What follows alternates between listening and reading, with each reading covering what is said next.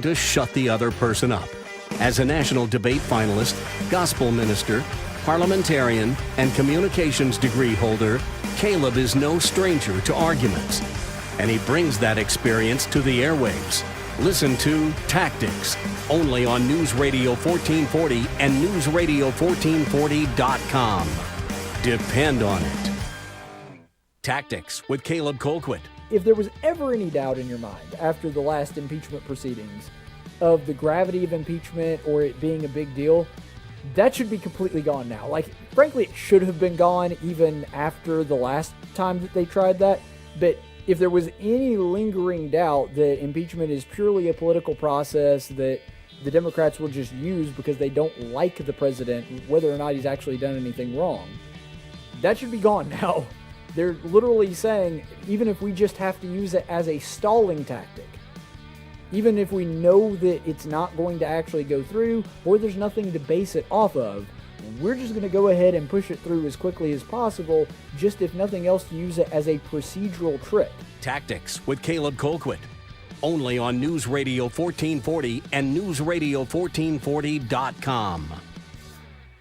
Tactics with Caleb Colquitt. And if there's any group of people in the world that ought to be skeptical of democracy, it ought to be Christians. Remember that Jesus Christ was put to death by democracy. The crowd came together. Pilate asked, "Which one of these men do you want me to kill?" The overwhelming majority said, "Give us Barabbas. We want you to kill Jesus." Tactics with Caleb Colquitt, only on News Radio 1440 and newsradio1440.com. With great power comes great responsibility. Compromise where you can. Where you can't, don't. Even if everyone is telling you that something wrong is something right. Even if the whole world is telling you to move. It is your duty to plant yourself like a tree, look them in the eye and say, "No, you move." Never step onto the battlefield of ideas unprepared. Before you enter the fray, you need a plan. And there's no better place to get one than right here on Tactics with host Caleb Colquitt. The Situation Room goes live now on News Radio 1440. Good evening, everybody, and thank you so much for being with us here on Tactics. We are glad to have you with us, as we always are, where speech isn't violence, tolerance isn't love, and disagreement isn't hate. Welcome into the program. As you can tell, we're going to be talking about the Faulkner Benefit Dinner. You can see that gigantic poster behind me with Representative Trey Gowdy's big head back there. You know, I like Representative Gowdy. I do. I really do. I love Representative Gowdy. He's one of my all-time favorites. But I have to say, I believe that having his head behind me is not going to be nearly as beneficial to my ratings as having Nikki Haley's head behind me like I did last year. I mean, no offense to Gowdy, but Nikki Haley's a much better-looking person. And he would probably tell you that as well. But nonetheless, we are going to be talking about that. I do want to mention something real quick before we actually do talk about the Faulkner Benefit Dinner. And it was a great event. We've got a great show, a lot of great content, which we'll be discussing here in a second. Before we get into all of that, I did want to talk to you about a couple of quick things. First of all, the live debate that we had the live debate between President Donald Trump and the former Vice President Joe Biden, of course, and it wound up being our most viewed stream ever. As of right now, we have well over 1,000 views. And that's really cool. I wanted to thank you, the audience, for doing that for us. That doesn't quite double, but comes pretty close to double what our previous record was for live views, and we're just ecstatic about it. We were overwhelmed by the response, and I would like to thank all of my panelists that joined me to help out with that: Laura Clark, Matt Clark, and then also Shanna Chambly and Brian Petters. Thanks, guys. You were awesome at all of that. Had some great commentary. If it had just been me reacting to the debate, I guarantee you we wouldn't have had ratings that good. And so I appreciate y'all lending us a hand. And also to Chappie's Deli, great local business. And just like a lot of other local businesses, hit pretty hard by the virus, but they were able to stick around. And guys, you need to be eating out at local businesses as often as possible because they're really, really hurting right now, and they could really use your support. support. So go out and check out Chappie's Deli and other local businesses, but, especially Chappie's because they're one of my sponsors. So be sure to check them out on Perry Hill, Pepper Tree, Baptist South, Auburn, and Prattville. They have 5 convenient locations around here to serve you as well. So the next stream, we are not doing a live debate tomorrow. I'm sorry, there's nothing I can do about it. They scheduled it on Wednesday because there are a bunch of heathens that don't care that some of us have a midweek Bible study to go to. That's just the way that it is. And so the pagans can have their debate if they want. I'm actually really sad that I'm missing this one because I really wanted to see the Harris-Pence debate because, let's be honest, Joe Biden, not that I want anything bad to happen to him, but the guy's clearly lost a step mentally, and on top of that, he's no spring chicken. And granted, Trump isn't either, but there's a much better chance, just based on observing Joe Biden and his current state of health, that there's at least a solid chance that maybe we could have a vice president and Kamala Harris become the president. And with him, I don't think that he's really in charge of his campaign or what he's doing or his policies. I think that Harris is going to be more the one that's going to be running the show. And so I hate that I'm going to miss that debate, but it's on a Wednesday night, so there's nothing I can do about it. I won't even be seeing the debate live myself because it starts in the middle of when I have Bible study. And so, sorry guys, that's just the way it is. You'll have to go somewhere else for your debate night coverage for that one. But we are going to be back for the second one. That is right, Thursday on October the 15th. We will be right here. Well, not right here because we'll be in a different studio, but we'll be right here on this channel covering the debate, and hopefully we'll have a lot of the same people. I'm trying to get the Clarks. Brian said that he'd probably be able to do it again. Shanna's a maybe, so if not, we'll get other people to come in. I've already asked my dad, John from Millbrook, to do it, and so we'll have a good panel, don't get me wrong. We haven't quite nailed down exactly all of that yet, but be sure to watch for that in the coming weeks. Now let's actually get into the reason that you're here. We're talking about the Faulkner Benefit Dinner, and more ecstatic I could not be. By the way, that giant poster back there, that is not a green screen. I did not take a file of the graphic and throw it up on my green screen. That's an actual poster. See, I can touch it. And so we liberated it. It was in dire need of some freedom, and we liberated it from the event that night. But I got to tell you, it was a great event. Now, I observed it from the top. I was in the press room. Everybody that I know that was actually there at the event that was eating said that the food was absolutely phenomenal, so that's really cool. And I'm sure that the hotel, the Renaissance there in Montgomery, really appreciated it because just like we were talking about with Chappie's a second ago, they're a local business too, and a lot of their big events have been canceled because you can't have a lot of big events. And so it just so happened, we were wondering whether or not we were going to be allowed to do this one either. We did it at half capacity. We took the tables normally, which have 10 people, and we parsed it down to 6. And so they were able to pull it off.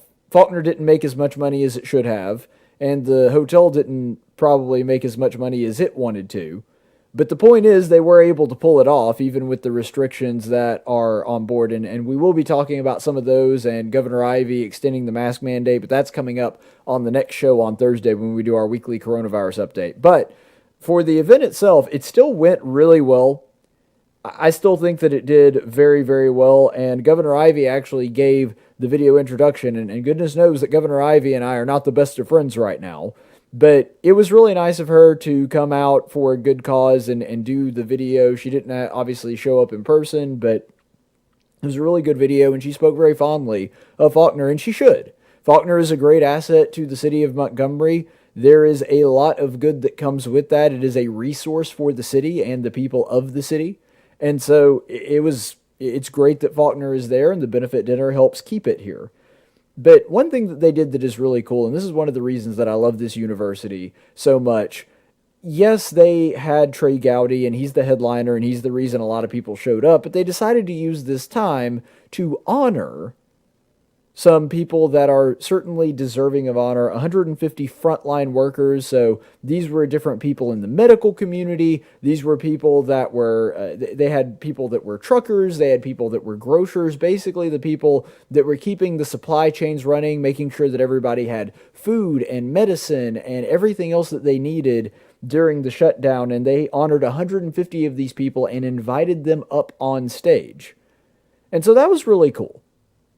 It's really great that America, even if it was just for a minute, was honoring and looking fondly upon and cheering on our frontline workers. Now, unfortunately, because of some of the stuff that's happened in the country since then, some of our frontline people have not been honored the way that they should have, like our first responders and police officers, that kind of thing. But by and large, Americans still love, by a vast, overwhelming majority, left and right, of all creeds and colors, they love our first responders, and they are very appreciative to the brave men and women that help keep everything going during the shutdown. And I'm no different. In fact, I nominated somebody to be honored. They were selected because they are certainly worthy of that, but they weren't able to come. It's ironic that part of the reason that she was nominated and part of the reason that she was selected wound up kind of being the reason that she couldn't come. Because the person that I'm talking about is a nurse named Paige Robinson. And I got to tell you, I was the one that nominated her. I have a very personal tie to her because she was my chemo nurse. Back when I was going through my bout with testicular cancer, if you've been a fan of the show for more than a couple of years, you know that that was something that was a really big deal for me a couple of years ago. And the thing about a chemo nurse is that they are in an environment where everybody is immune compromised. So, granted, I'm not in any way trying to downplay the contribution of nurses that are in regular hospitals or maybe working for a private practice for a doctor. They had their hands full too, don't get me wrong. But when it came to this, when it came to a chemo nurse, that's somebody that all of their patients are at very high risk because that's a precondition for COVID-19. And they've got to be incredibly careful to make sure that they don't get it, that they don't spread it to anybody else, to make sure that the people there aren't spreading it. And so, as difficult a job as it is on its face without adding all of the other complications, they added this tidal wave of stuff that they had to worry about and stuff that they had to do. Remember that I've been through this. At one point, my white blood cell count dropped to literally 0. They didn't have a measurable amount of white blood cells in my blood. That's how bad my immune system got at one time. And I'm a pretty healthy 31-year-old man, and I wasn't in the best shape, but I wasn't in bad shape either. And this is what that does to you. And so they are all at very high risk when it comes to this thing, and Paige is just the kind of person that muscles through that kind of stuff. I've seen her just go above and beyond, and I wanted to, since she wasn't able to be on stage and wasn't able to get the recognition that she very much deserved, I wanted to go ahead and show you this. This is a picture of her there at the hospital. So that's my buddy Paige, and she took care of me when I was sick, and she took care of a lot of people on a daily basis and continues to do so. She was at the Prattville branch of the Montgomery Cancer Center then. She's actually at the Montgomery Cancer Center now. And being able to soldier through all that, that is worthy of praise in and of itself. That alone is worthy of recognition. But that's not all that there is to this story, because she went so far above and beyond of what she was supposed to do. And it's so easy for us as people, in the medical community or not, to just look at certain things and say, that's not my job, that's somebody else's problem, they can handle that. That's not the kind of person Paige is. Because when I was going through my chemo treatment, they had to have a port in me because I was taking so much chemo that they literally could not pump it into me fast enough to get my chemo into me. So in order to do it, and it took 6 hours even with the port, they had to install a port in my chest so that they could put the chemicals in me fast enough to be able to finish it up in one day, because that was it was 1 day treatments over the span of about 4 months. And so Paige was, of course, the one that oversaw that, and she started to notice a problem, and she started looking after my port because there was something wrong with my port. And this is not her job. She's just supposed to administer the chemo to me. That's basically the extent of her job description. But here's what happened. my port and the surgeon that put it in there, my body just had a bad reaction to it, and it got infected. And so the cut that the surgeon had made to put it in there had not healed back. In fact, it had gotten infected. It was very dangerous. She wasn't able to put chemo in there, which was a very smart thing to do because I would have been very vulnerable at that point. And she was able to catch it before anybody else was. I wasn't even I was feeling pain because, of course, it's a wound. But there were holes in my chest. You could take off my bandages and see inside my chest. That's how bad this thing got. And she was the one that caught it and caught it early on. And there's a chance she saved my life. I mean, it's hard to guess that because you don't know what would have happened if. Would they have caught it in time? Would they not have? But there's a good chance that she saved my life because of that. Because she decided to go above and beyond what she was supposed to do. And that's why she is very much deserving of my gratitude. And I am incredibly grateful to her for that. And after that, she took it upon herself to take care of that wound. Even though, again, she's a chemo nurse, that's not her job. And not only did she take the time to doctor that wound, clean it, make sure that it was okay, even after my port had been moved to another side and that wasn't even part of my cancer treatment anymore, she was still looking after me in that way. And she actually taught me how to clean the wound, how to dress it, all of this stuff. She gave me like a crash course in how to take care of this thing so that she could help me do it herself. And she didn't have to do any of that. And yet she did. And with this whole pandemic, granted, I wasn't her patient by the time this thing hit. I'd already been cancer-free for about 2 years when this thing started to hit the fan. I've been, done for 3 now.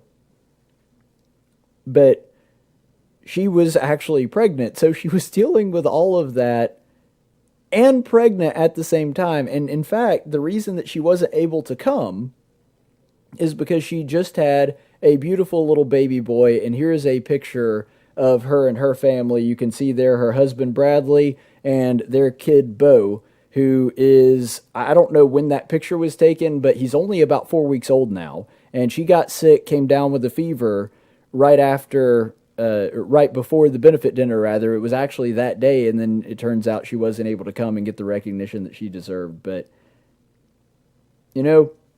part of the reason that Christ describes himself as a great physician, the reason that he offers healing to those that come to him, is because taking care of the sick is a very Christ-like quality. And choosing that as your profession is a very Christ-like thing to do, to take care of people that are in need of your help. And I just think that it's so appropriate that a Christian university like Faulkner decided that they were going to honor people that embodied the Spirit of Christ when it came to this pandemic. And of all the people, and I'm sure there were some great people up on stage, I don't know them, but if they were anything like Paige, they embodied the Spirit of Christ in taking care of people when they were sick, taking care of people when they needed it the most. Saving my life, even though before I went into that cancer center to receive treatment, I didn't know her. That's just the kind of person that she is. And so I just wanted to say thank you, Paige. I really appreciate it. And then Faulkner went on to get to the main event, which was, of course, Trey Gowdy, the former representative from the state of South Carolina. And he went on to speak and had a lot of great things to say. I'll just give you a quick summary. I think that Faulkner actually will have it up at some point so that you can see it. They obviously don't release it until a little while after the speech has taken place, and that's mostly because they want you to actually come to the benefit dinner, and it's an experience, and so you get to have it all there. But I'll just give you some of the highlights of some of the things that Representative Gowdy spoke on. One of the things that he said was, I don't want to die in a 50-50 country. And what he meant by that was, our country is divided right down the middle now. And it's not just divided along political lines, because we've always had that. I mean, you can go all the way back to the Constitutional Convention, and we had the Federalist and we had the Anti-Federalist. So political controversy and being split down the middle on what we think we ought to do politically, that's not new stuff. But even the Federalists and the Anti-Federalists were united as Americans. They had fought off literally the greatest military threat in human history up to that point, and won, despite being a ragtag group of farmers from a backwater country, colonies of the British Empire. And they did it again and again and again. They actually fought off another British invasion in 1812. And this is just the kind of thing that people are. You could look up into World War II and even Korea and even up to 9/11, just 19 years ago. We had our political divides. There were some people that really liked John Kerry and some people that really liked George W. Bush. And they had very passionate arguments about that. But we all agreed that we were Americans. There's a reason that after 9/11, George W. Bush's approval rating skyrocketed, because he had a message of unity. Now, there were a whole lot of people, myself included, that weren't too fond of him afterward for various and sundry reasons. But the point is, we all felt like we were Americans, and that has started to come undone. That has started to unravel. And that was the thrust of what Representative Gowdy was really talking about the other night. And he said, if we are going to unite, we've got to do it around core principles. And he's right. Those are the only things that are going to unite us, because we're too different to agree on everything. We're not always going to agree on the exact size or scope of government or exactly the amount that people should be taxed. We're not going to agree on all of those things all of the time. But we should be able to come together and agree, yeah, free speech is a pretty good thing. Yeah, you should be able to worship your God or teach whatever religious teaching that you want. That you have a right to not have your property just searched for no reason for somebody that it has some kind of, some sort of grudge against you and is just looking for something to prosecute you on. That you should be secure in your own house and your own papers. That you have a right to your property, and the government shouldn't be able to just take your property for no reason. If they do it, they have to have a good reason, and they have to compensate you for that. Those are all things in the Constitution. Those are all amendments to our Constitution. Those are the things that we ought to be able to agree on, but we're not anymore. And so the point of what Representative Gowdy was talking about is the only way to avoid living in a 50-50 country being split on core principles is that we as people have to get better at the art of persuasion. In other words, getting over that uncomfortable feeling of not wanting to talk about controversial issues. That's the first step. But then also, we have to maintain the art of persuasion and get good at it so that we can convince other people of those core principles. And the thing is, those core principles are a pretty easy sell. Now, we have to know them ourselves in order to teach them to other people. But the idea that people should just be able to speak their mind, the idea that people should be able to peaceably assemble if they want to, all of those things are core principles that the vast majority of human beings ought to be able to agree on. And that was a big point that he was trying to make. And he kind of brought in his background as a prosecutor, because he said, when you're a prosecutor, you have to convince all 12 jurors. You can't just convince 7. 7 out of 12 is really, really awesome when you're a politician. It doesn't do you any good at all as a prosecutor. You might as well have not convinced anybody if you can only convince 7. And so what he was saying is we have to master this art of persuasion. We have to know what we believe and be able to clearly articulate that to other people in a way that convinces them to believe the same way. And we have to be able to do that with our core principles, with our founders, with our history. That's something that every American should be able to do. Just like in the scripture. And he didn't say this is Caleb editorializing a little bit, but it's kind of like in the scripture, isn't it? Not every single person is going to be some kind of great preacher. Not everybody is going to be able to explain to you in the original Greek what this particular passage in the New Testament means in its original. But everybody can talk to people about Christ, can't they? Isn't that something that we're commanded to do, that we have to give an answer to any man that asks for the hope that resides within us? Maybe you can't explain all of the history that goes into the formation of the canon of the Bible, even though that would be a good thing to be able to do. But surely you can explain that you have a Savior that died for your sins, and that he wants to have a relationship with you. That's something that every Christian should be able to give a pretty good answer on. And so that's kind of what he's talking about. I don't expect every single person to know the ins and outs of the Federalist Papers. I don't expect every American to be able to quote Adam Smith and Alexis de Tocqueville and Thomas Paine. But you should at least understand the Declaration of Independence. You should understand what the basic rights assured to people by the Constitution, God-given rights that are enshrined in the Constitution but not given by it. That should be things that every American understands. And so I think that that's really one of the things that he was trying to hint at, and that he talked about a great deal when I'm just expounding upon it. The idea of core principles, those are the things that Americans ought to be able to persuade other people that they are good ideas. And he also gave this fantastic story about Tim Scott, another South Carolinian and a representative in the House right now. And he was talking to Tim Scott and talking about a story that he said that Scott told him that every single morning, his grandfather would sit there at the table with the newspaper. And the reason that he did that is because he wanted to convey to him, his grandson, who now sits in Congress, that it is important to know about the news, to know about what's going on in the world, to educate yourself about the issues of the day, and to be able to speak intelligently on them. And Trey Gowdy said, yeah, I understand that, Tim. My dad did the same thing every morning. He wanted us to know that he was reading the paper. And Tim Scott said, yeah, but the difference is that your dad could read. My grandfather couldn't. You see, Tim Scott's grandfather was a freed slave. Somebody that picked cotton because another man told him that he had to, and he had no say whether or not he could or not. And he thought it was important for his grandson to learn how to read so that he could educate himself, so that when he did pick up the morning paper, he wasn't just doing it for show. And his grandfather wasn't doing it out of vanity or anything like that. He just wanted a better future for his grandchildren. See, that is the American ideal.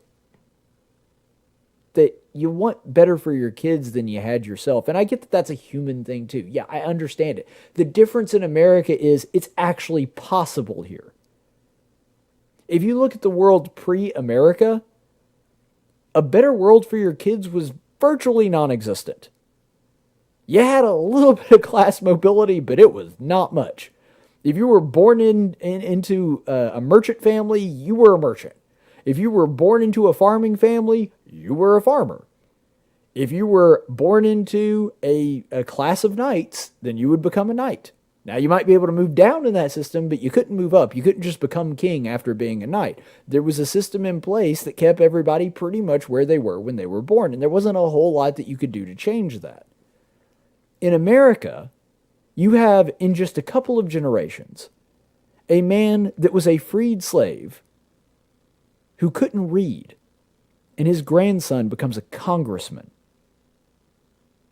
That only happens in America. That's something that you don't see anywhere else, and that's the reason that that is the American ethos. That it comes back to, you can make it here.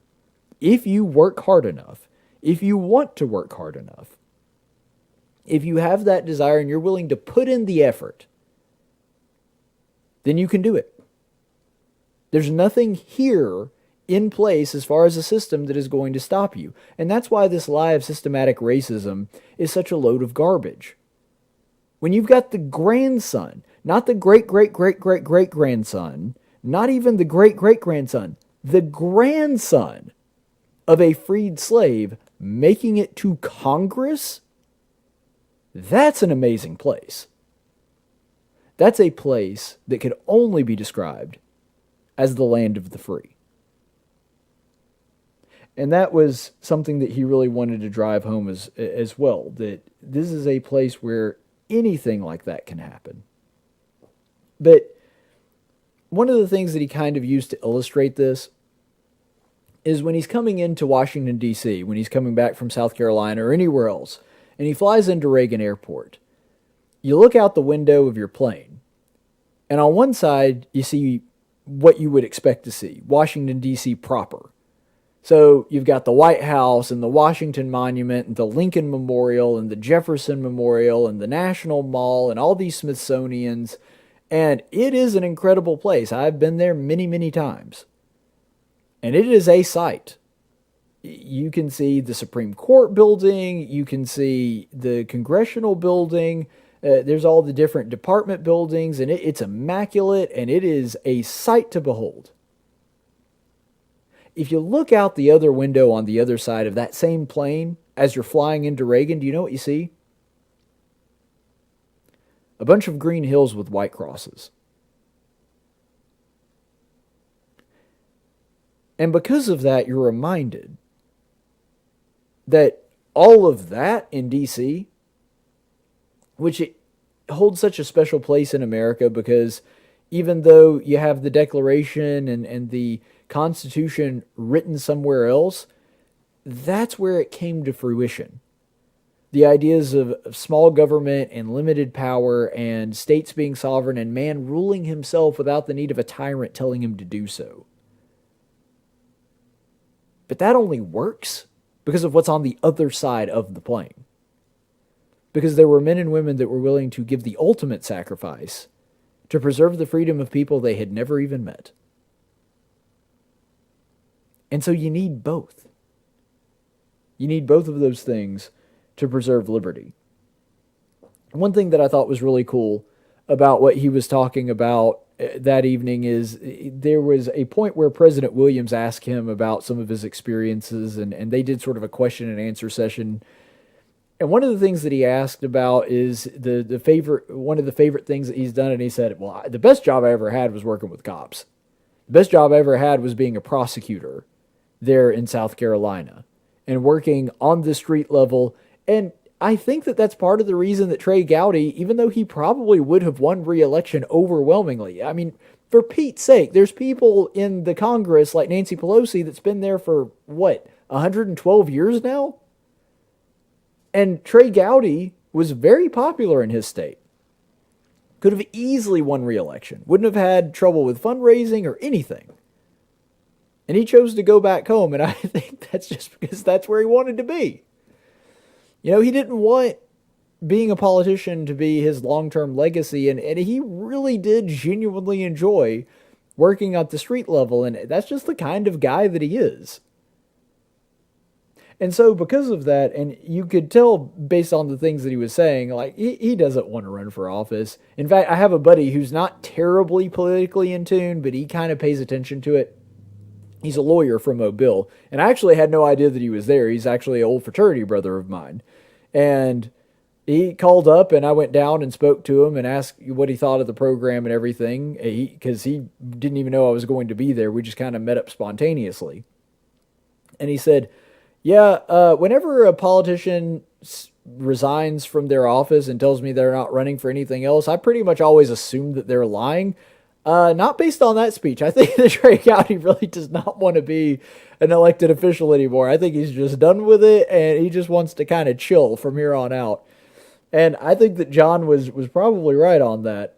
But he kind of summed everything up with, and everything sort of came to a head in this final statement, which I thought was just a fantastic way to end the question and answer session, where he said, look, every right that we have, the foundational God-given rights, it comes from the right to live. And of course, this kind of came because President Williams was asking something along the lines of abortion. But even beyond the abortion debate, speaking from a broader sense, Representative Gowdy said, hey, every single right comes from life and also the belief that there is an objective truth. And he's right, because if life exists, but there is no such thing as an objective truth, well then, why would we say that every single that every single life has a right to live? That can't possibly be the case, because if there is no objective truth, that everything is subjective and everything is based on your circumstances, then we can't say that there is a right to life or a right to anything. We could always say, well, it's situational. In some cases, it may be right to take away somebody's rights. In some cases, it may not be. But the reason that we hold that innocent life is worth protecting is because we believe that there is a right to that life. And also, we believe that there is a objective moral truth, a higher power that we will have to answer to.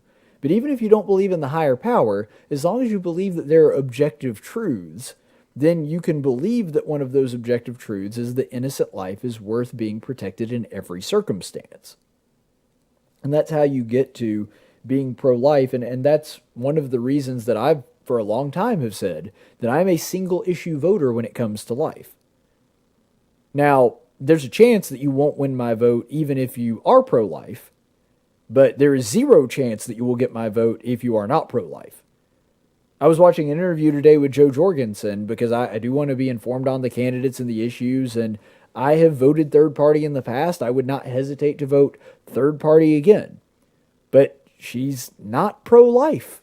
And because of that, that's an automatic deal breaker. I can't vote for her. There are other things that I have issues with her too, but it really doesn't matter because even if I agreed with her on 100% of everything except for life, if there was that 0.1% of the issues out there, and if life is the deal breaker, then there's nothing I can do about that. At that point, you are off my radar. I cannot give my vote to you because if I can't trust you with the basic primordial right, the right from which all other rights spring, and Trey Gowdy was right about that, then I can't trust you to protect any of the other rights because every other right is contingent upon that. And so I don't think that you can hold office if that comes to it. But here's the thing that I kind of wanted to wrap everything up with. Faulkner is not perfect. It has problems, and sometimes I talk about those problems, usually not on the air, but I do talk about the problems and things that I think we can improve on because I do love the organization. I want it to do better. I want it to thrive. But ultimately, when everything is said and done, I am so proud.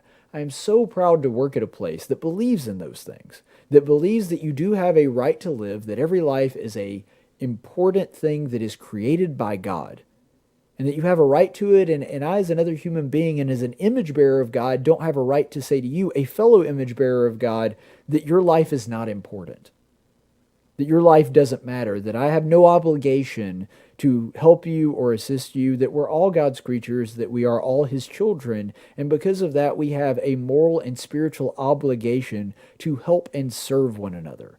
That's what my university believes. And they believe in that objective truth, because they believe in objective truth as well. They believe in the biblical moral, and they believe in a universal objective truth, and that one of those objective truths is that God does exist and He demands certain things of us.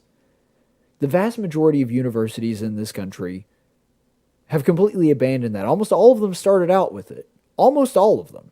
Even your secular organizations, most of them started as religious institutions, including Auburn and Alabama, right here in this state. But slowly, little by little, for various and sundry reasons, they abandoned that. But even when they abandoned it, they still kept the idea that God did exist, even if it wasn't like an official part of the university. The people kept it alive. I mean, look at the Auburn Creed. It actually quotes the book of Micah in it, and it says that the purpose of man is to do justly, love mercy, and walk humbly with your God. That's in the Auburn Creed. These are things that have been held over as a part of what Auburn once was. But now so many universities, and I'm not saying this about Auburn or Alabama specifically. I don't know Alabama's campus as well. I'm actually an Auburn alum, so I do know that one. But what has happened at so many of these campuses is they've even thrown off objective truth, which is hilarious because they're institutions of higher learning that are basically saying, well, you can't trust anything, there are no objective truths. Well, then why am I paying you all this money to teach me things that may or may not actually be true? It is ridiculous, but that's the world that we live in now. That so many universities have bought into the lie that everything is subjective, everything is situational, there's nothing that can be relied on, there is nothing outside this material world that we can rely on, nothing that we can trust in, and there is no higher purpose of mankind. Which not only erases the value of having an education, but also erases the purpose. Because the whole reason that we're supposed to educate ourselves about God's universe and His creation is as a service to Him. And I just wanted to say that I really love the fact that I work in an organization that hasn't only not abandoned that, and not only hasn't abandoned the principle of objective truth, but puts biblical morality on a pedestal and front and center, and this is what we stand for. And they're not ashamed or afraid to say it. I love that. And I thought that that was very much on display at the benefit dinner and some of Mike Williams. And you know, President Williams is somebody I know personally, but he's also somebody that I have a great deal of admiration for, and I think that he has a great perspective on things. He brought that front and center. Don't agree with him on everything, but that's one thing that we're lockstep on, that a Christian education, there is value in it because it puts those values up at the front and tells you that these are the reasons that it is worth getting an education. Not just that you should have it so you can have it, or have it so that you can have a degree, but have it because it's a integration of the whole person to make yourself more acquainted with God and His universe, regardless of what you may be studying here. And I love the fact that this university does do that. And unfortunately, there are some Christian institutions that don't really hold that ethic as much as they should. And this is a hard one to talk about, not because I have any necessary scruples about criticizing this particular religious group, but here's the thing. Even though I have pretty massive departures from the doctrine of the Catholic Church, there are certain things that you could always sort of count on them being an ally on, and to their credit, Pope Francis has continued to be pretty strong on things like abortion, for example. And so I do appreciate that he hasn't, just completely abandoned all reason for madness on that front. But when it comes to some other issues, specifically ones when it comes to personal freedom and God-given rights, it seems like he's gone way off the rails on this one. The commie pope has struck again. And I know that there's going to be some Catholics that are upset with me for bringing this up, but it's in the news and it's important. And frankly, if I were a Catholic, I'd be far more upset at the Pope than I would be at me for pointing out the stuff that the Pope said. But that's just me. Anyway, there is a headline here. This particular article comes from Reuters, and there were several different news sources. I could have gone to this one. I just picked this one because it was the first one I happened upon. If they skew anything or get anything wrong, I apologize for that, but this is pretty consistent with everything that I saw on this one. So the headline is, Pope says free market trickle-down policies fail society.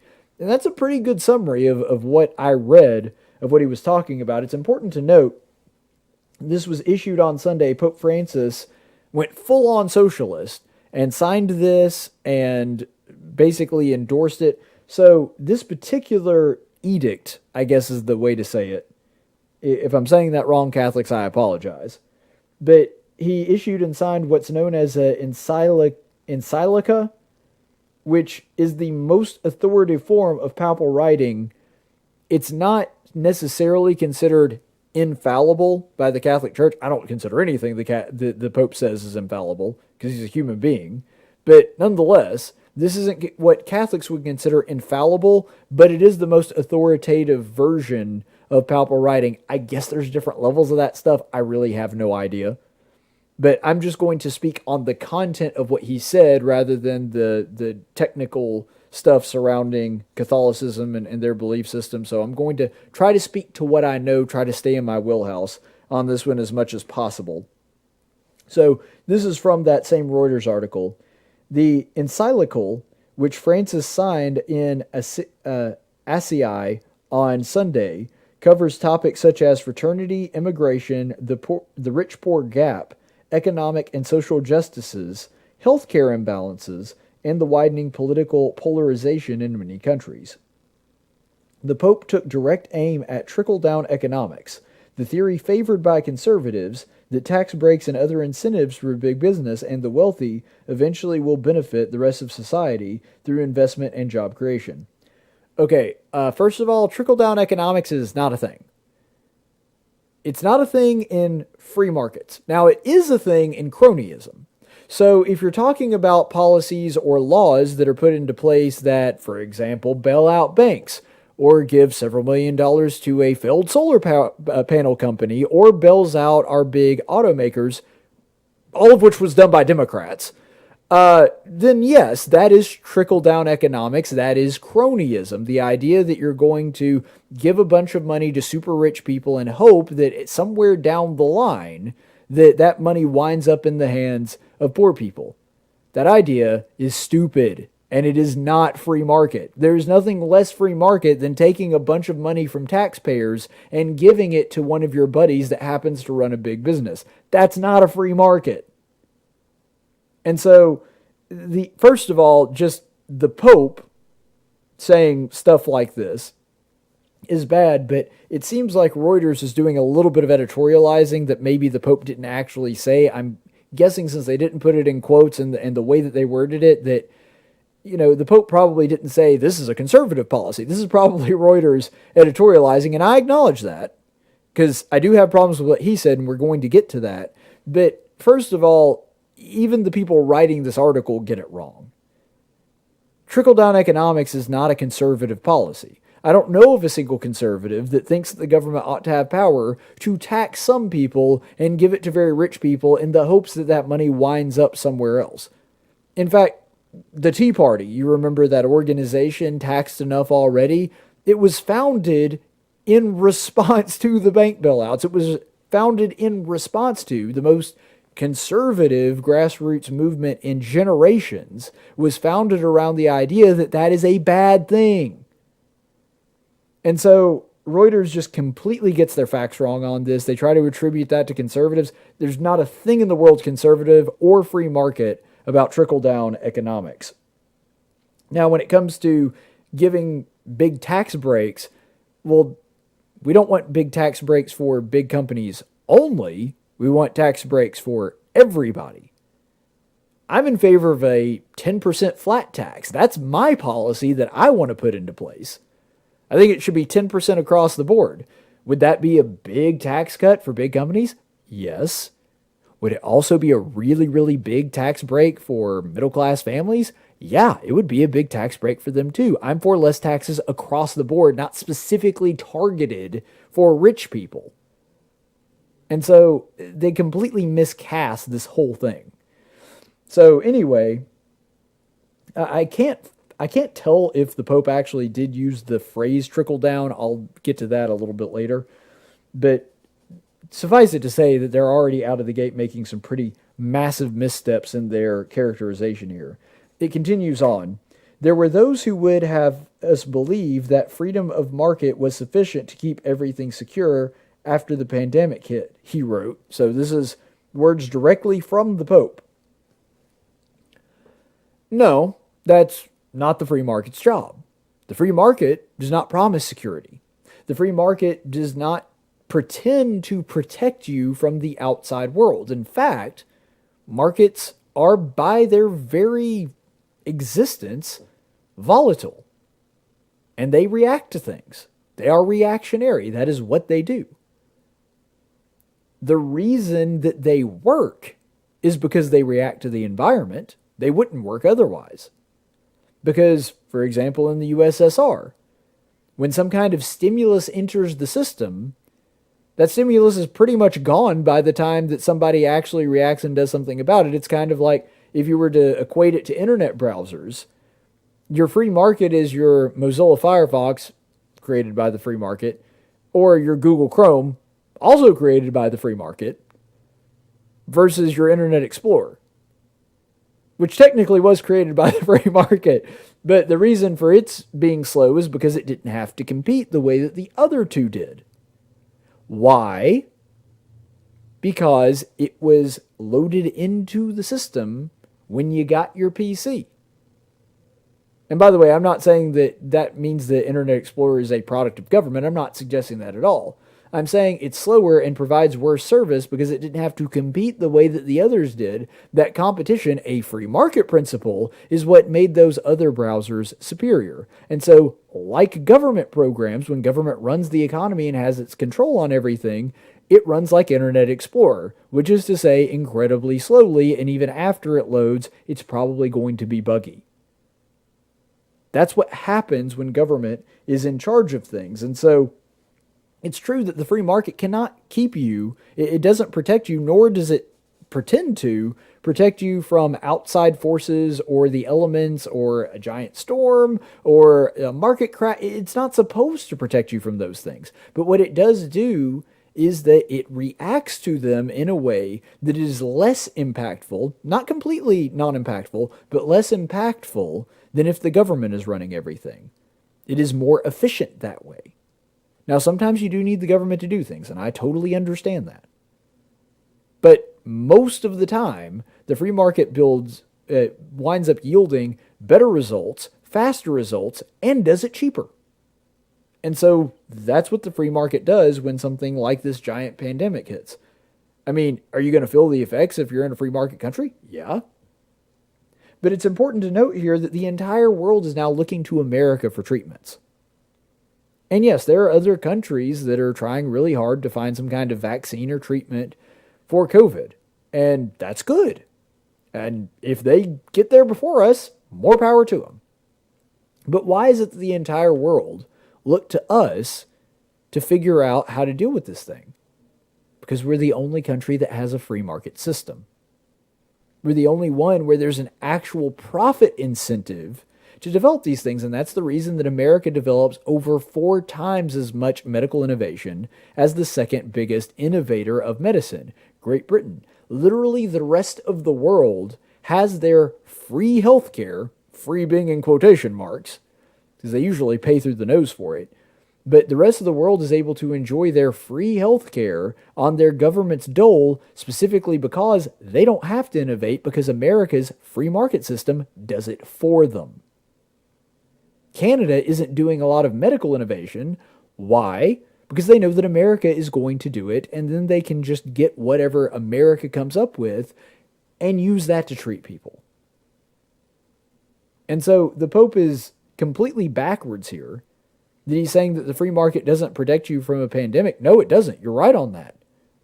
But if we didn't have the free market, if we didn't have at least one country in the world that had some semblance of a free market in their medical system, then we would really be screwed when it came to actually figuring out how to treat this thing. America leads the way on this because there is a profit motive to do so. And then, a little bit later in this same article, Francis denounced, quote, the dogma of neoliberal faith that resorts to the magic theories of spillover or trickle. Okay, so he does actually use the phrase trickle in that particular thing. So that wasn't just, it was some Reuters editorializing, but it was actually based off something the Pope did say, because that's in quotation marks. And then it continues on, as the only solution to societal problems. So in other words, spillover or trickle economics is not good to solve society's problems, is what he's saying. A good economic policy, he said, quote, makes it possible for jobs to be created and not cut. There is a tiny, tiny, tiny twinge of truth here. And that is that the free market cannot solve all your problems. And because of that, it cannot solve all of society's problems. And you should also remember that it is not a magical MacGuffin. It is not just this magical thing that solves every issue and always reacts exactly the right way to everything. Now, it usually does get things right eventually, but it's not like some kind of magical inborn force. It's not the Force in Star Wars. Like, that's not what the free market is. It doesn't solve every problem. And so people do need to remember that, and people also don't need to make it into an idol. Look, anything in this world can become an idol. You guys know how much of a capitalist I am. I love the free market. But there are some people that treat the free market like an idol. They treat it like it's going to solve all their problems, that the salvation comes through the free market. And that's simply not true. It's just not the way that things are. There is only one being in this universe, one force in this universe that is worthy of that level of praise and admiration, and it's Jesus Christ. That's it.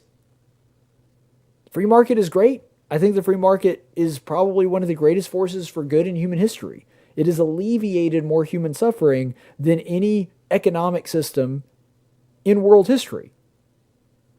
But it still can't do everything. It's still not going to make a perfect world. That's just not possible. And so there is at least some level of truth in that. And what the Pope is saying is we shouldn't just trust on that alone to be the thing that solves all of our problems. Well, I agree with you on that. But it does solve way more problems than socialism. Capitalism, free markets, look, it's a flawed system because it's a system that people are involved and people are not perfect, ergo the system is not perfect. But free markets are still a better system than anything else we've come up with. It's the best bad idea we have. That's the commercial for it. But, it's not going to be perfect or work every single time, and we know that. We're realistic about that. At least, maybe there are some people of what he's talking about that do treat it almost like an idol. And that's not a good thing either. But there are definitely people that treat it like socialism is an idol that's going to create some kind of utopia. That's far more common in that camp than it is on the free market side. There are people like Alexandria Ocasio-Cortez and Bernie Sanders that are convinced that if we just put all of their stupid boneheaded policies into place, then that would solve all of the world's problems for all time and there would be world peace and you'd never have any problems after that. They really believe this, and you can tell this based on the things that they're talking about, that if we just listen to their policies, even though they failed 10,000 times, this time it would work. And so, yeah, that's a legitimate criticism of the market. But that is something that you could equally, and I think to a greater degree, criticize literally any other economic policy or ideology for. And here's the thing. Markets do create sustainable jobs, not government. So he talks about, at the end there, you see his quote, says, a good economic policy makes it possible for jobs to be created and not cut. Well, capitalism has created far more jobs than the government ever could. You remember, for example, that really, really big stimulus bill that President Obama put into place that had shovel-ready jobs that he touted. And then he had to admit himself, yeah, shovel-ready wasn't nearly as shovel-ready as we thought. I mean, yeah, President Barack Obama grew the government, but the market suffered. And some of those jobs were created just for the sake of people having jobs. Well, we'll just pay people to do something. Well, what do we pay them to do? Well, I don't know, but we got to create jobs some kind of way. That's what happened there. And that's why at one point in his presidency, he had record high unemployment, sometimes as high as 15%. And yet it started coming down near the end, but it was the slowest recovery since the Great Depression. And that's because his solution to everything was, let's have the government create a job for somebody. That doesn't work. Let the free market create jobs for people. It does it far better and far more efficiently than the government ever could. So Francis is just wrong on that one. And then he continues on a little bit further on. Francis repeated past calls for redistribution of wealth to help the poorest and for fair access to natural resources by all. The right to private property can only be considered a secondary natural right derived from the principle of universal destination of created goods, he said. The Vatican official said that the Pope was referring to those with massive wealth.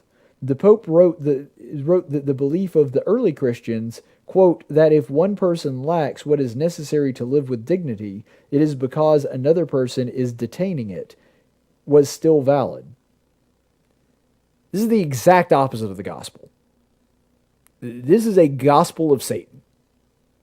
I know that's going to offend some people that I said that, but it is the truth. What you are talking about is putting your faith and hope in a gospel of materialism, being a friend to the world and ignoring the gospel of Christ. This is one of the most ridiculous things I've ever heard of from somebody that purports to be a follower of Jesus Christ.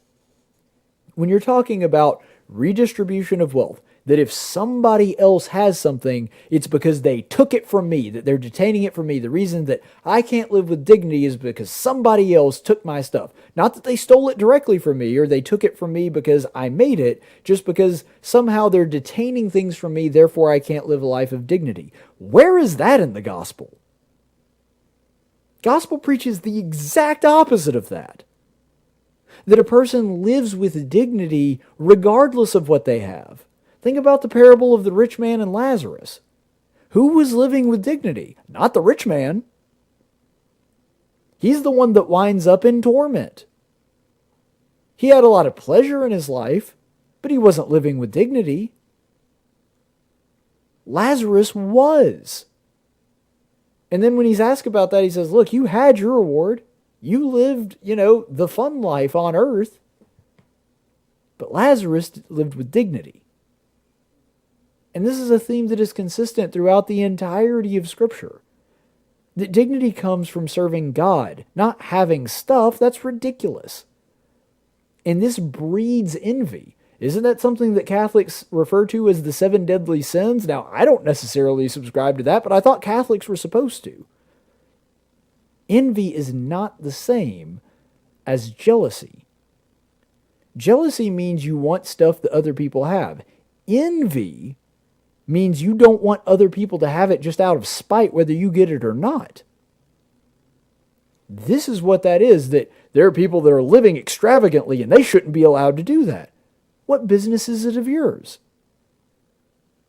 Now, if you're talking about on a spiritual level that there's people that are hoarding all their wealth and not sharing it, and not giving things to other people, well, yeah, I would say that those people are not living the way Christ told them to, if that's the way that they're living. But the idea that wealthy people exist and I'm entitled to that, and the only reason that I don't have the things that I need to live with dignity are because somebody else out there is keeping it from me, and if I just had all their stuff, then I could live with dignity, that's about as anti-Christian as anything that I've ever heard. For one, because it puts the focus on you and the world, which is the exact opposite of the Christian mindset, which is to think about others and look at things with spiritual eyes, look at things the way that God sees them, not through the material lens, but through the spiritual one.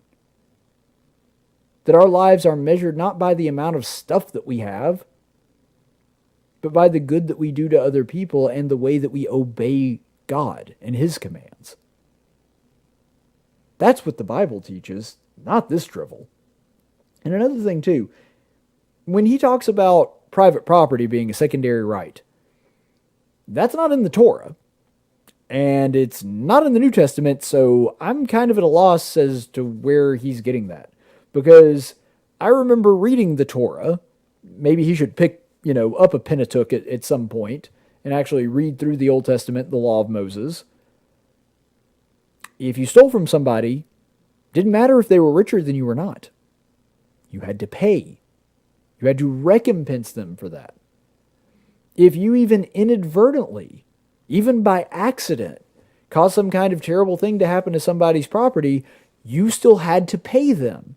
Because private property is something that the Bible has always asserted as being a natural right. That's the reason that our founders thought of life, liberty, and property as the 3 big primordial God-given rights. Because that's something that is throughout the entire Old and New Testament. One of the 10 Commandments, thou shalt not steal, thou shalt not covet thy neighbor's goods. That's 2 of them right there. And those are 2 things that are completely incompatible with socialism. The idea that I have to have somebody else's stuff, and if I don't have it, it's because somebody else is keeping it from me. That's a victim mentality that is born out of looking at the world through a materialistic, fleshly lens. It's not something that comes from the teachings of Jesus. And then another thing that really does grind my gears about this, the message of the gospel is that living well, living the good life, living a godly life, and wealth are completely mutually exclusive. There are a lot of really good, wealthy men all throughout the Bible. Look at Abraham. Look at David or Solomon. There's a lot of really good poor people too. Look at Amos. Amos didn't have anything. Jeremiah. Jesus Christ himself, who didn't even have a pillow to lay his head upon. And so living the right life, living a godly life, has nothing to do with your material wealth. Some people have a lot and live a godly life. Some people have nothing and live a godly life. And the same is true of people that live an ungodly life. And so the Pope is just basically pretending as though his personal feelings, which are completely antithetical to the message of the Scripture, are something that should be entered into papal teaching, and it's just simply not true. This article continues on. Those with much must, quote, administer for the good of all, and rich nations are obliged to share wealth with poor ones. But he said that he was, quote, certainly not proposing an authoritarian and abstract universalism.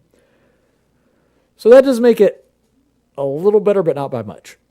If we were looking at this quote in a vacuum, and none of this other stuff surrounding it about redistribution of wealth were there, you might be able to write that off as saying, well, he's just talking about individuals. Well, he's just talking about a person that has more than a person. Than he sees a hungry guy on the side of the road. He's got food. The hungry guy has none, and so he shares his food with him.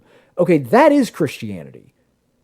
When you make a choice to give of yourself to somebody else, that's Christianity. When a person from the government shows up with a weapon, holds it to your face, and says you will give that to somebody else under penalty of law, that's not Christianity, that's socialism. And there is nothing further from the gospel of Christ than that. To steal from somebody else to give it to, even if you have good intentions and want to give it to somebody who you deem is needier than they are, it still doesn't give you the right to take things from other people. Remember, the Old Testament was set up as a theocracy. And the people there were commanded by the law of Moses to do certain things, like leave their fields for gleaning, so that poor people could come by and take care of it. They were commanded to be kind to strangers and to give to people that ask of them. But it was never government mandated. There was not a guy from Israel that was going to come through your field and check if you were giving the proper square acreage of gleaning to the poor people. That was just not something that happened. The government didn't enforce those things, nor was it commanded to do so by the law of Moses. And so every bit of this is just completely incorrect. Like I said, in a vacuum, you might be able to write that off as talking about something that actually is biblical, which is personal charity. But that's not what he's talking about, and he makes that clear by the surrounding part. I am glad that he doesn't want to create a single world government in charge of that redistribution, but that's a real low bar to clear. The commie pope has struck again and struck hard. So I tell you what we'll do. We'll take a quick break here, and we'll be back in just a minute on Tactics.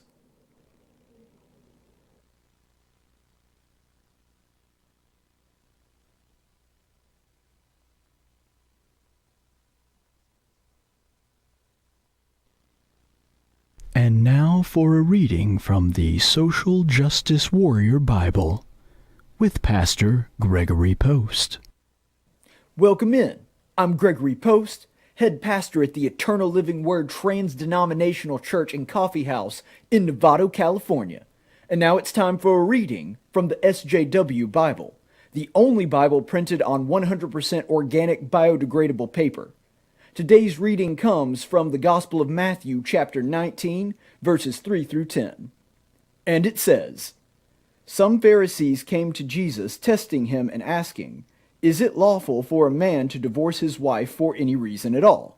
And he answered and said, Have you not read on your Bible apps that he who created him from the beginning made them male and female, and trans, and pansexual, and non-binary, and Jupiter gender, or one of the 150 other options? And said, For this reason, a man/woman/other shall leave Z's father and mother, or father and father, or mother and mother, or two mothers, father, and their special friend Sequoia, and be joined to his wife, or wives, or husband, or life partners, and the two shall become one flesh. So they are no longer 2 or 3 or 14, but one flesh. What therefore God has joined together, let no man separate. I mean, unless of course it's like super difficult, or there's money problems, or bedroom problems, or you meet somebody that you like better, or that initial spark goes away and you just fall out of love, or you're just unhappy for any reason, then divorce is totally understandable. They said to him, Why then did Moses command to give her a certificate of divorce and send her away? He said to them, because Moses wasn't woke enough. He was some rich, spoiled prince who was probably white and a tool of the patriarchy. So why do you care what he thinks? And I say to you, whoever divorces his wife and marries another woman, it's totally cool with God as long as you're happy. That is all God wants, after all. The disciples said to him, that sounds super convenient. Thanks, Jesus. Wow. So inspirational. This has been a reading from the Sjw Bible. And remember, the only truth that matters is your truth.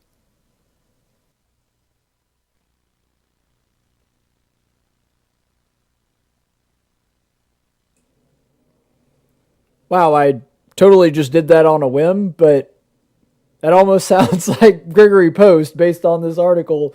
He might actually be the commie pope. He's been masquerading as Francis, and that's why he's putting all this out there. But anyway, no, that was funny that just happened to coincide with what I was just talking about. So let's go ahead and go to the Daily Dose of Stupid.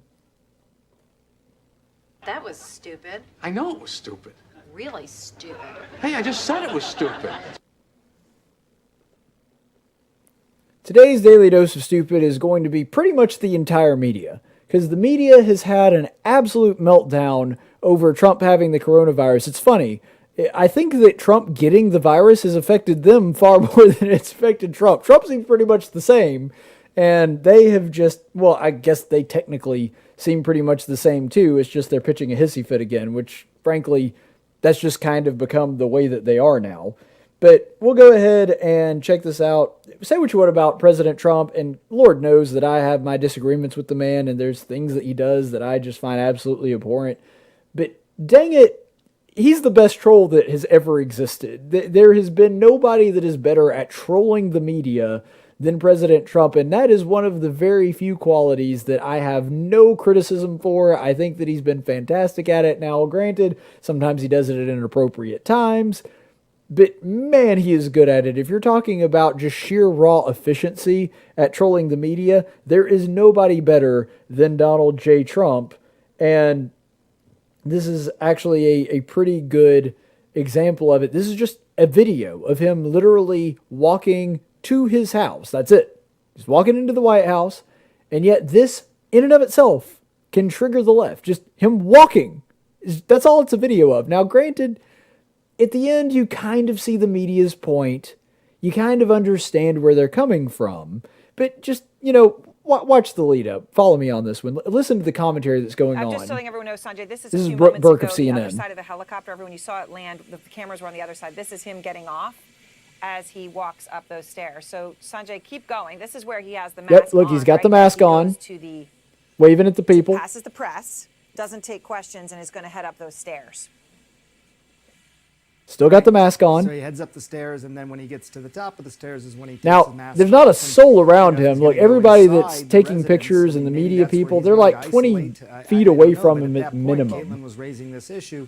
At that point, it looks like they're actually a lot further than that. Look, passes somebody there, still got the mask on. Now, that person was pretty close. Whenever the doctors went to go see him, now he's going up to the Truman balcony. So, you're getting a very different picture. Cameraman loses him a little bit there when there's the tent. So they go to the top of the stairs here. Still got the mask on, even though there's not a soul near him. He has an infection with this coronavirus. We know that infection, that coronavirus can be very contagious, which is why people, take great pains to protect themselves in the hospital. CNN anchor beside themselves. Here we go. A very different. Oh, he took it off! An incorrect message. And you see him here. He takes it off, and he's getting ready for his pictures. The flags flank him. Right, Caitlin, this is what he did. This is the moment. This is what he produced it for. He wants the image to be... He's not wearing the mask, even though there's no one within 30 yards of him. This virus is nothing.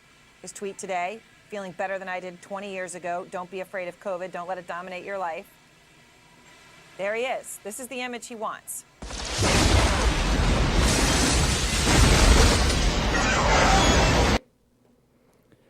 Now, that did take a weird turn, I have to admit. At the end of that, I was like, really, media, you're going to make a big deal out of this? But then when the White House exploded, I was like, okay, maybe they've got a point. Considering that taking off the mask did destroy the entire White House and kill everybody in it, I understand why they wanted him to leave the mask on. That, based on their reaction, you would think that that is what actually happened to the White House afterward. I mean, it's insane that they treated it this way. It's his house, his place of residency, that's where the man lives.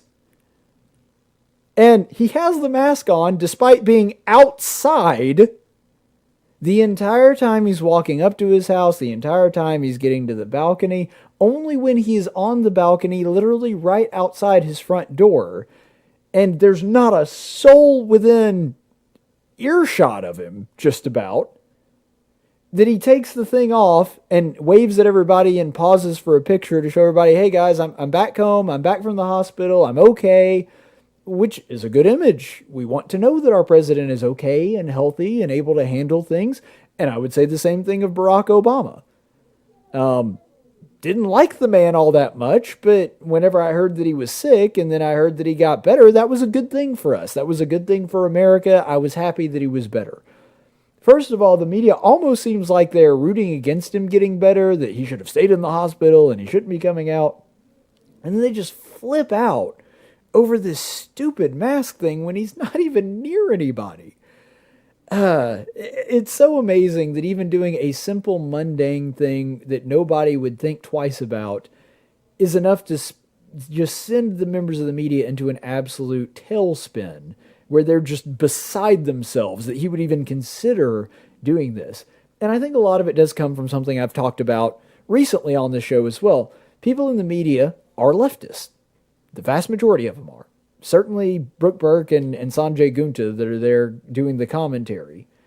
And because of that, they believe that elected officials have far more influence over people than they actually do.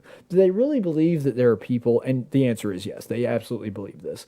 But do they really believe that there are people sitting at home going, oh, look, President Trump kept his mask on for the entirety of this video right up until the point that he was on the balcony, and then he took it off. Must not be a big deal. I'm going to go just make out with a bunch of random people and hope that they catch the virus. Like, there's not a human alive that thinks that.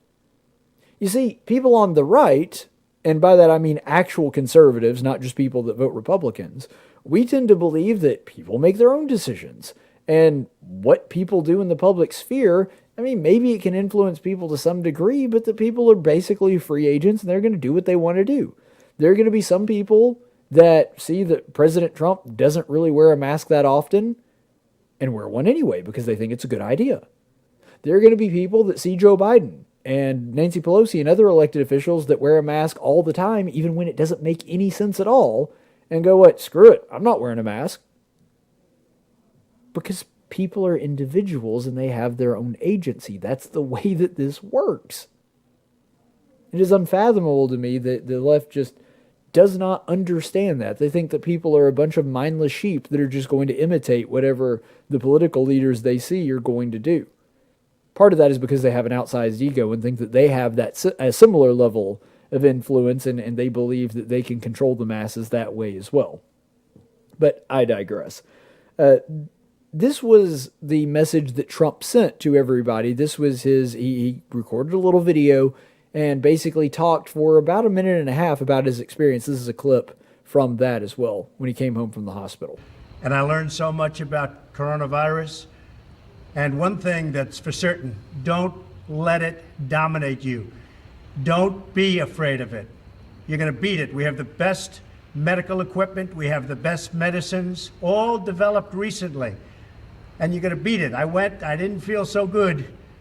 And 2 days ago, I could have left 2 days ago. 2 days ago, I felt great, like better than I have in a long time. I said just recently, better than 20 years ago. Don't let it dominate. Don't let it take over your lives. Don't let that happen. We have the greatest country in the world. We're going back to work. We're going to be out front. As your leader, I had to do that. I knew there's danger to it, but I had to do it.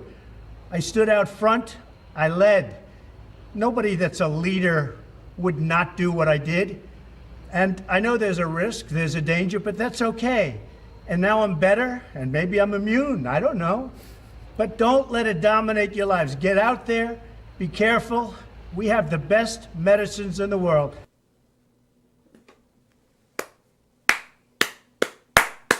Well done, Mr. President. I would have given a standing ovation, but, I can't really do that. I'm in studio. But anyway, what was wrong with that message?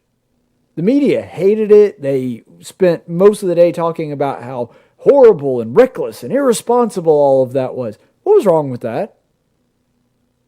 He didn't say throw caution to the wind, do whatever you want to, ignore the mask mandates, ignore wearing a mask in general, and we should all be packing into giant football stadiums and trying to infect one another. That's not what he said. That you would think that's what he said based on the media's reaction, but that's not what the man said. He said, look, be cautious about it, be careful, but don't think that this thing is going to ruin your life. Don't think that it's going to dominate you. Don't be afraid.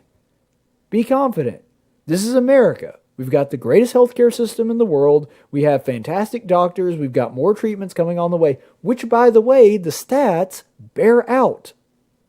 The reason that the fatality rate of this virus is going down is partly because we're finding out more people had the virus than originally believed, which means that a lower percentage of them are dying, which means that, of course, that fatality rate drops.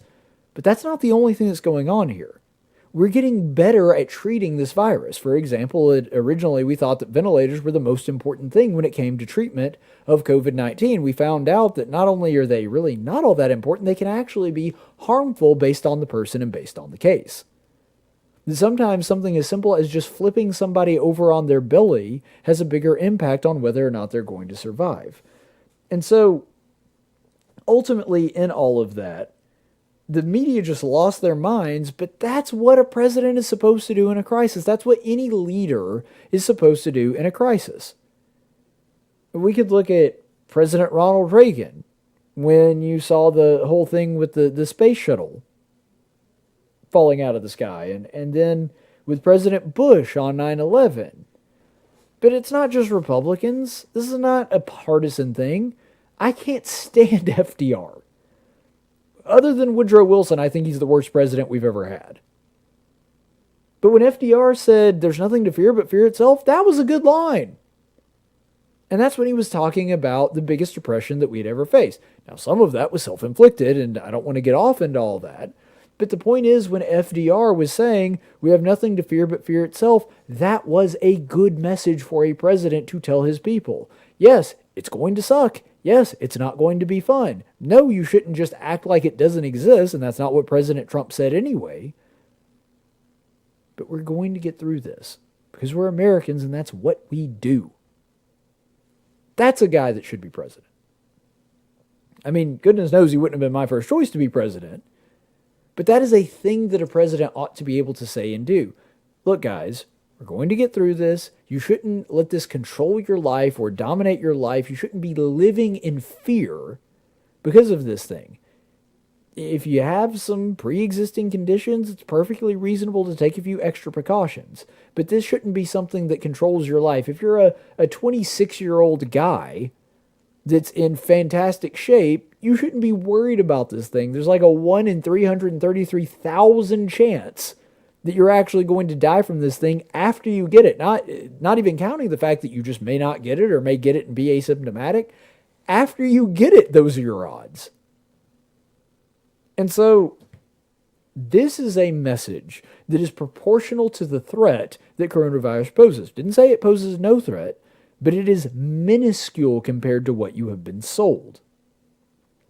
President Trump's response there is saying, yes, take precautions. Yes, be aware of it. Yes, don't do things that you would normally do if there's something that would put you at a higher risk, but also don't live in fear and let this thing control your life. That's just what FDR or Reagan or Bush or other presidents that have lived through these kind of big events have said. And there's also a spiritual element to this. Do you know what the most common thing that God says to human beings are in the scripture? It's don't be afraid. Whether you're talking about Moses and the burning bush, whether they're talking about Mary being informed that she's going to be the mother of the Savior of all mankind, whether you're talking about I mean, any number of minor and major prophets, one of the most common things that he says to people is don't be afraid. Because we're human beings and we have an amygdala and we have fear responses. That's something that's common for us. But God tells us not to be afraid. That doesn't mean fear is inherently a bad thing. God gave us fear for a reason. We're supposed to be afraid of things. We can be killed by things. Being afraid of being run over by a car is the reason that we teach kids not to play in the road. But you don't let that fear control you. You don't let it dominate your life. You don't let it restrict you from actually living because you're so afraid to die. That's a winning message. And I'm not just talking about the election. I'm talking about overall, as a part of the human spirit. There's a reason that God repeats to us over and over again to not be afraid. That this isn't something that's supposed to be controlling or ruining our lives.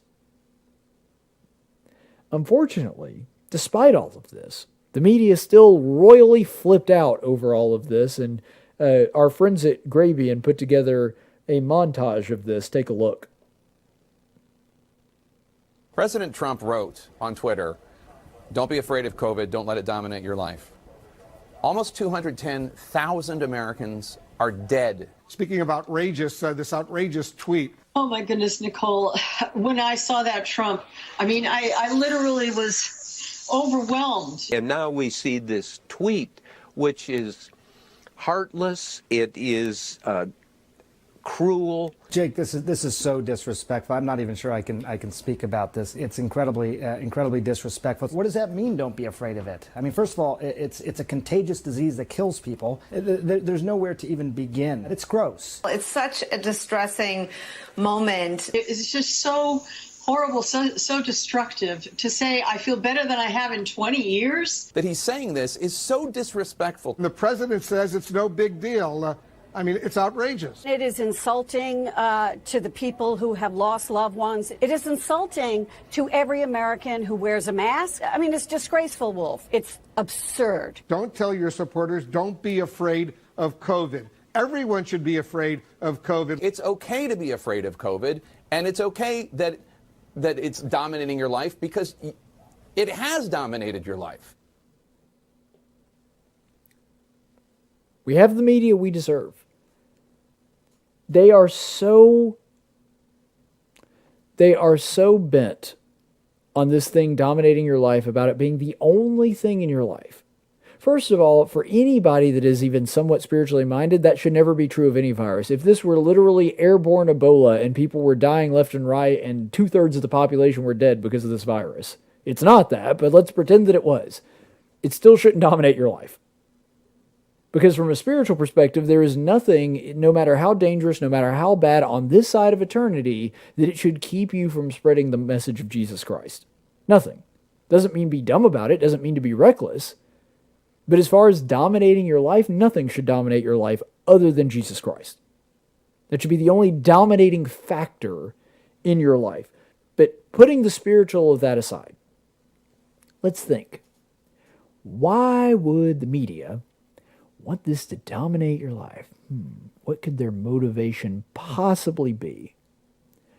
Well, could be that they're in the media, and the more panicked you are, the more afraid you are, the more you cower in your home, the more that the only thing you have to do is watch them and just be more and more afraid. So part of it is self-serving.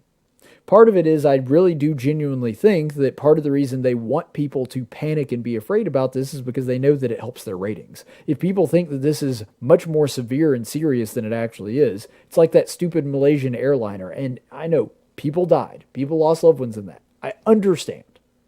But there were other things going on in the world, and they were making that 24-hour wall-to-wall coverage for like a month. And why did they do that? Because their ratings went up. Human beings, unfortunately, they don't respond to fear well. We don't give measured responses. We see one anecdotal case of one weird anomaly and we assume that it's going to happen to us, even though the odds of that are incredibly minute. And the airliner is one example of that, but more common ones include things like shark attacks, which the media will play up and make a big deal about that, even though the odds of you getting attacked by a shark are practically nothing. In fact, the things that events like these are in the news means that they're uncommon, because if they were common, they wouldn't be in the news. So that is a big part of it.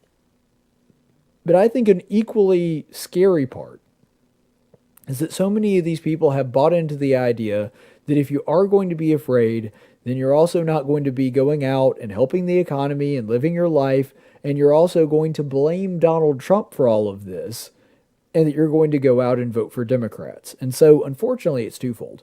Also, keep in mind, for a long time, even long after CNN went over the deep end, I have been a defender and a fan of Jake Tapper. He's one of the few people that I thought has maintained some level of objectivity even throughout the whole impeachment thing. I'm not saying perfect. I'm not saying he never showed any left-leaning. But he was somebody that at least kind of tried to be objective. He has been awful on the coronavirus thing. I remember a couple weeks ago, he was talking about Rand Paul and that, tiff that he had with Dr. Fauci, saying, Rand Paul, who just says unscientific things all the time. And then the guy who was a guest of his, who agreed with Jake Tapper, said, well, we should also acknowledge that even though Rand Paul, I think, is wrong on this, that he is a doctor too. And he's like, yeah, well, he's an eye doctor. It's not like he's a real MD. Well, no, he went through medical school. Yes, he specializes in the eyes, just like a heart surgeon specializes in the heart. But they both went through medical school. Rand Paul is a real doctor. He's not he's not Dr. Pepper or something. He's a real doctor. And so Jake Tapper's just been horrible on this whole thing. Yeah, he's not been as bad as like Brian Stelter or any of those. But he's just been awful. And that whole thing where, well, it should dominate your life. No, it shouldn't. Nothing should dominate your life like that. No matter how bad it is, even if it were 10,000 times worse than it is, which is about the level that it would have to be to even register on most people's radars. Actually, 10,000 wouldn't even be enough, to be perfectly honest, based on the statistics. But nonetheless, it depends on if you're talking about logarithmically or by, a measure of degrees. But anyway, so that all being said, this does show that they will flip on absolutely anything because of their hatred of Trump. That they will saying don't live in fear, don't let it dominate your life, and don't let this thing create a panic, that is a bad thing to do. Why? Because the very, very bad, very, very orange man, Donald Trump, said it. And if you don't believe that that is proof that they will flip on absolutely anything just because Trump said it, why don't we watch a quick montage of a bunch of Democrats saying basically exactly the same thing? There's really no need to panic and to avoid activities that we always do as New Yorkers. This should not stop you from going about your life, should not stop you from going to Chinatown and going out to eat. But I want to take a moment to say it's not a time to panic about coronavirus. We think we have the best healthcare system on the planet right here in New York. Amen. This is not Ebola. This is not SARS. This is not some science fiction movie come to life. The hysteria here is way out of line with the actuality and the fact. There's very little threat here. This disease, even if you were to get it, basically acts like a common cold or flu. And transmission is not that easy. Downplaying it, being overly dismissive, or spreading misinformation is only going to hurt us and further advantage the spread of the disease. But neither should we panic. That sounds pretty much like all the stuff Trump just said, doesn't it? Don't panic. Don't let it ruin your life. Don't let it stop you from going out and living your life. I guess when Democrats say it, it's fine. Let's also remember, because you saw the dates on those as they were rolling past, those all happened at the beginning of the pandemic, back when there was a lot more unknown and a lot more, frankly, to be scared about. Now that we have the numbers in, we've seen how it affects society and seen that it's actually significantly less deadly than we originally thought. Trump says, don't panic, go out and live your life. Then all of a sudden the media just can't deal with it. Wait, I can't even explain it to you. I love how so many of them were like, well, I don't know why it's bad. They didn't say that, obviously. They're like, it's just bad, it's disgraceful, it's gross, it's despicable, it's disrespectful. Anybody care to explain why? You want to give a reason that it's disrespectful or disgraceful or horrible or... No, it's just because Trump's a bad guy. And because he's a bad guy, all the things that he does are also bad. That seems to be their only rationale and logic, unfortunately. Look, Americans do not cower and sit in their homes. They don't hide behind a king or an army or a president. They go out and they do. We're fighters. We're cowboys. We're explorers. We're the country that landed on the moon and defeated Nazism and settled the West.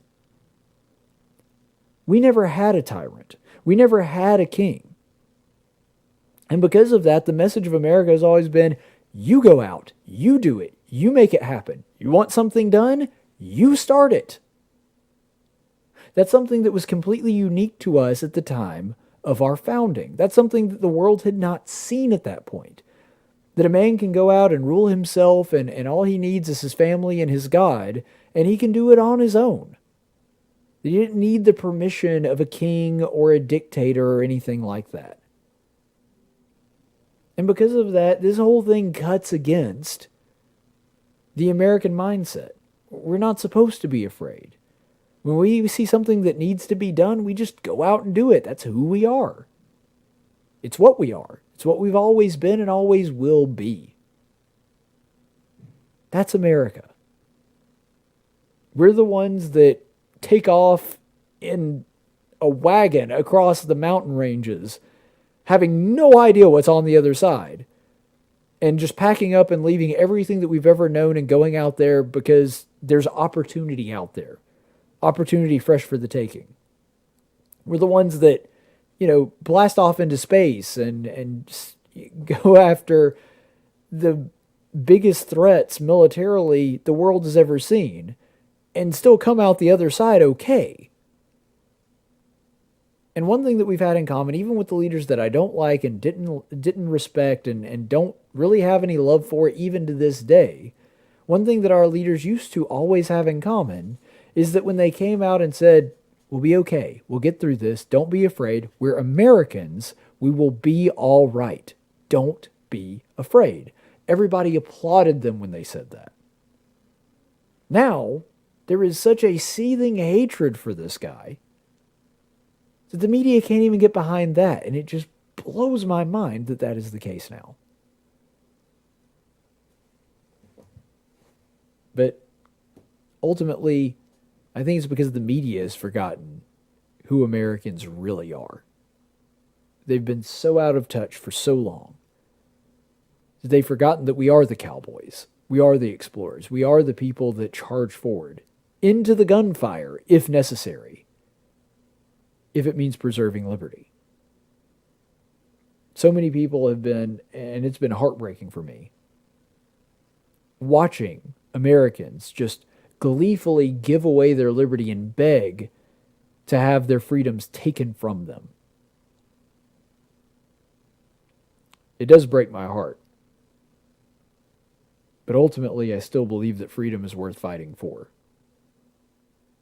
And that you can't do that if you're cowering in a corner hoping for somebody, whether it's a president or a governor or any other elected official or non-elected official, to take care of you. I don't want to be taken care of. I want my freedom.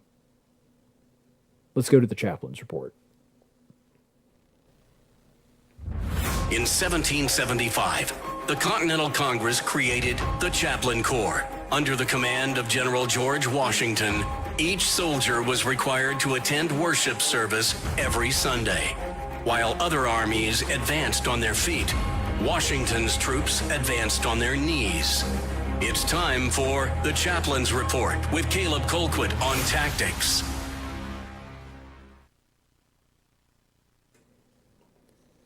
Because of everything that we've been talking about, I just thought it was appropriate to suspend the series we've been doing on 1 Samuel just for today and talk about this, because we've talked so much today about fear and how big a part it plays in not just this with the coronavirus, but in the human heart in general. And God really understood this and has for a really long time. And so he speaks to us through Paul, through inspiration. And we're going to go ahead and look at Romans 8, verses 12 through 17, keeping in mind that really, even though we're commanded to fear God, that's really the only thing we are commanded to fear. Everything else we're commanded not to fear. And Paul illustrates that very well in Romans 8, 12 through 17. So then, brethren, we are under obligation, not to the flesh, to live according to the flesh. For if you are living according to the flesh, you must die.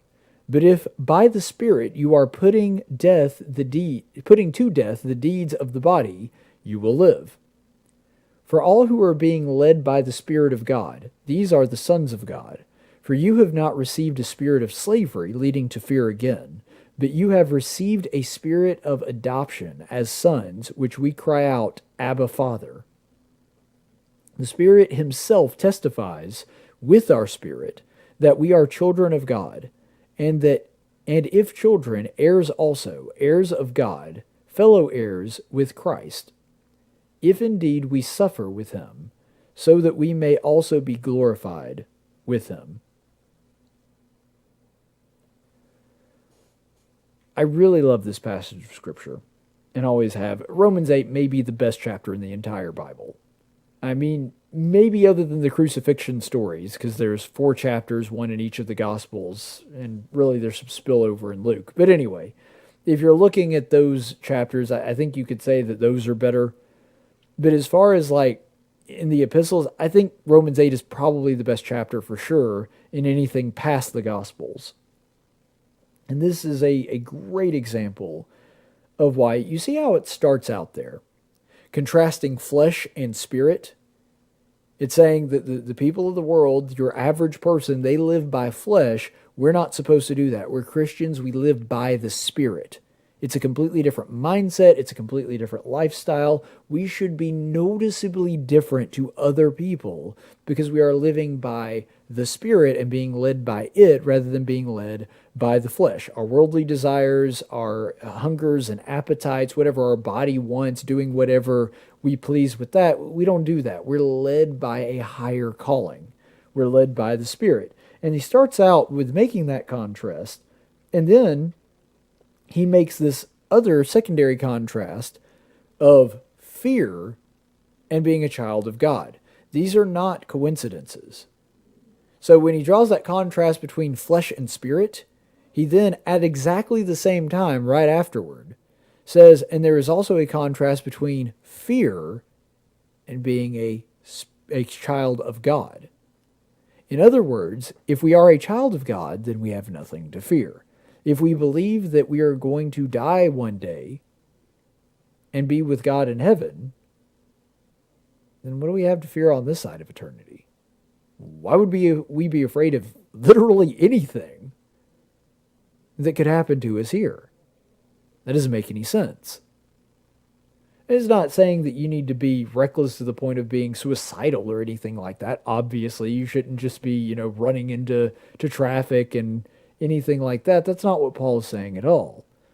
But he is saying that there is a spirit of fear. In other words, a lifestyle of fear that controls people, that fear is their driving factor, that they're too afraid that they might get hurt, they're too afraid that they might die, and that could end it all. And so because of that, they listen to their fear and restrain themselves from doing what they need to do because of that. Christians aren't supposed to be that way.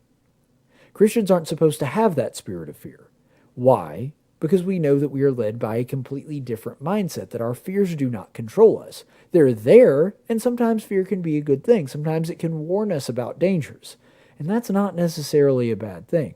When it becomes a bad thing is what Paul is talking about here, is when it starts controlling you and dominating your life. And let's look at, for a second, what it would mean to be a child of God, because that's the contrast here. Fear versus a child of God. Well, if you are a child of God, then there's a level of intimacy there. In fact, the word that it uses at the end of that, Abba, Father, that is an incredibly intimate term in the original language. What it specifically means is it's a title or a phrase that indicates closeness to a father, specifically one between a child and their father. And the reason that that's so significant is because it talks about us as being fellow heirs. In other words, we are the brother of Christ, a fellow heir in the inheritance that he has extended to all of us because he has that intimate relationship with his Father. Remember that Abba is also the term that Jesus Christ himself used calling out to God in Mark 14:36, when he's in the Garden of Gethsemane and about to face his greatest trial. What Paul is saying to the Christians at Rome here is, you have an intimate relationship with God.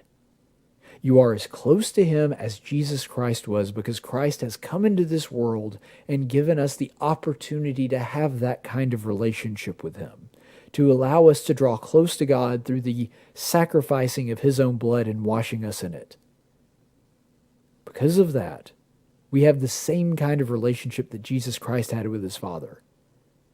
And if that's the case, what do we have to be afraid of? You remember when Jesus calms the storm and says, "Peace, be still," and stops the waves and the storm that's there on the Sea of Galilee? Do you remember what led up to that?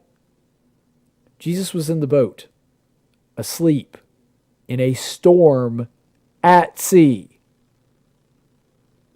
And when they wake him up, he's like, why are you worried? You realize I'm with you, right? That I'm the Son of God and that he's not going to allow anything bad to happen to me.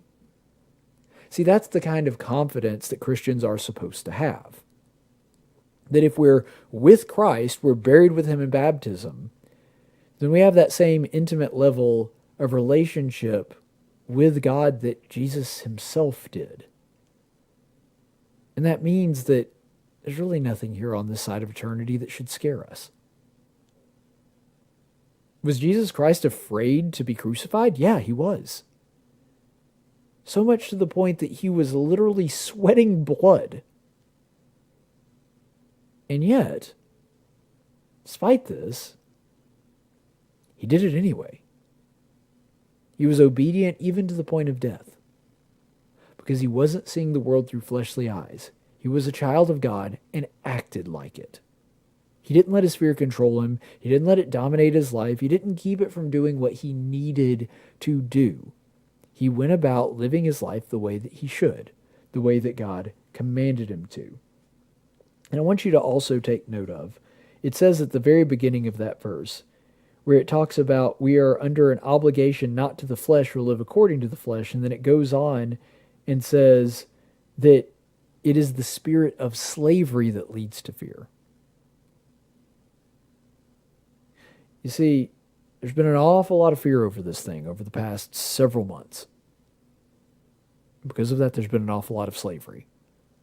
A lot of people that are obligated to, through no fault of their own, either stay home or wear a mask or whatever you want to throw out there. I'm not saying it's exactly the same as like working at a labor camp in Auschwitz. I'm not suggesting that. But there has been a curtailing of freedoms because of fear. And that's something that God acknowledged as part of the human condition, and that's why he brings it up here, is that that spirit of slavery is what leads to fear. If we're still slaves to sin, if we're still slaves to this world, if we still think like the world wants us to think, then we are going to be subject to its slavery and the fear that comes with that. You see, that's why America is different. The spirit of slavery leads to fear. The spirit of freedom leads to courage, which is not the absence of fear, but the overcoming of fear. When you are a free person and you understand that your life, it's contingent upon you to live the life the way that you're supposed to, then all of a sudden you have courage because you've got to. You can't rely on somebody else. You can't wait for somebody else to take care of you. You have to do it. Which means that you start seeing things through a spiritual lens. You have to, or else it'll drive you crazy. And so overcoming that spirit of slavery is what leads to us overcoming our fear. See, if we're fellow heirs with Christ, if we are sons and daughters of God with him, then we need to act like it. We need to live in peace with all men. That's later in this same chapter. That's in Romans 8. And so I understand that. I'm not saying that we do whatever we want or it's a license to live how we want. It's the opposite of that. It is freedom coupled with responsibility. But ultimately what it means is we don't have to be afraid of anything on this side of eternity. We can live our lives the way that God intended and the way that He instructs us to. Free from fear. Stay the course, friends. Tactics is a production of News Radio 1440 and Cumulus Media, Montgomery. Opinions expressed on this program are those of the host and do not necessarily reflect the opinions of Cumulus Media or our business partners. Graphics by Jessica Dawson. Video production by Jackson Dean. Broadcast studio provided by Faulkner University. Location studio provided by the Dalreda Church of Christ. Copyright 2020.